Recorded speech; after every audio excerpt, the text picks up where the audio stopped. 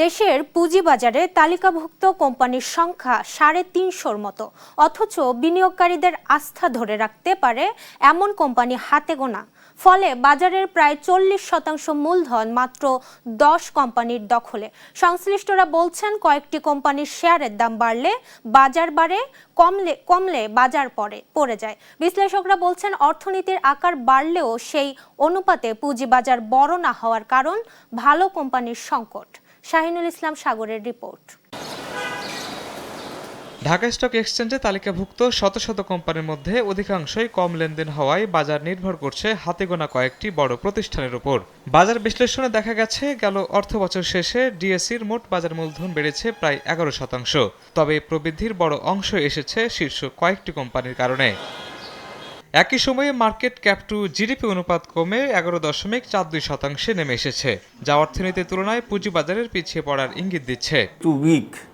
কারণ বিনিয়োগকারীরা আশা করছেন যে বাংলাদেশ ব্যাংকের এই যে ফান্ড আছে, এখান থেকে ওনারা টাকা কিছু পাবে এবং পাইলে পরে ওনারা আবার ঠিক হয়ে যাবে। বিশ্লেষকদের মতে, বাজারে মানসম্পন্ন কোম্পানির সংকট শুধু বিনিয়োগকারীদের ঝুঁকি বাড়াচ্ছে না, নিরুৎসাহিত করছে প্রাতিষ্ঠানিক ও বিদেশি বিনিয়োগও। মেঘনা বলেন, বলেন, যেটা আছে এগুলো হিউজ কিন্তু অ্যাসেট এবং কোয়ালিটি অ্যাসেট। সো কাজেই আমার কাছে মনে হয় যে বিনিয়োগকারীদেরকে বাঁচাইতে হইলে ডিলিস্টিং রেগুলেশন চেঞ্জ করে, এগুলোকে ডিলিস্টিং করে বিনিয়োগকারীদের হাতে কিছু টাকা তুলে দেয়া। এদিকে নিয়ন্ত্রক সংস্থা বিএসইসি ইতিমধ্যে ভালো কোম্পানিকে দ্রুত বাজারে আনার জন্য ডাইরেক্ট লিস্টিং চালুর উদ্যোগ নিয়েছে। একই সাথে ভালো শেয়ারে ডেনেটিং সুবিধা চালুর পরিকল্পনার কথা জানিয়েছে।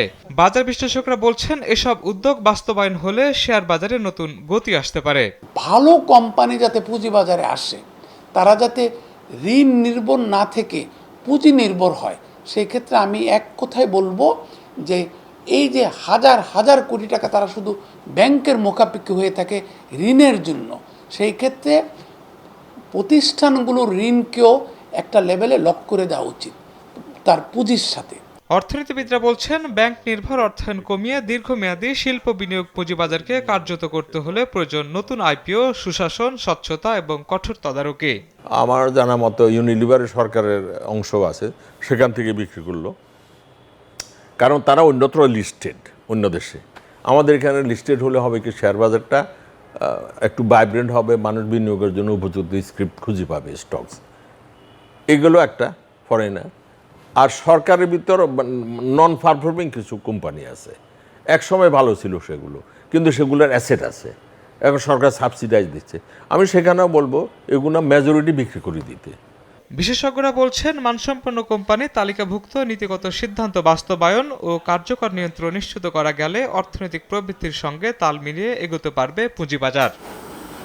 শাহিনুল ইসলাম সাগর, দেশ টিভি, ঢাকা।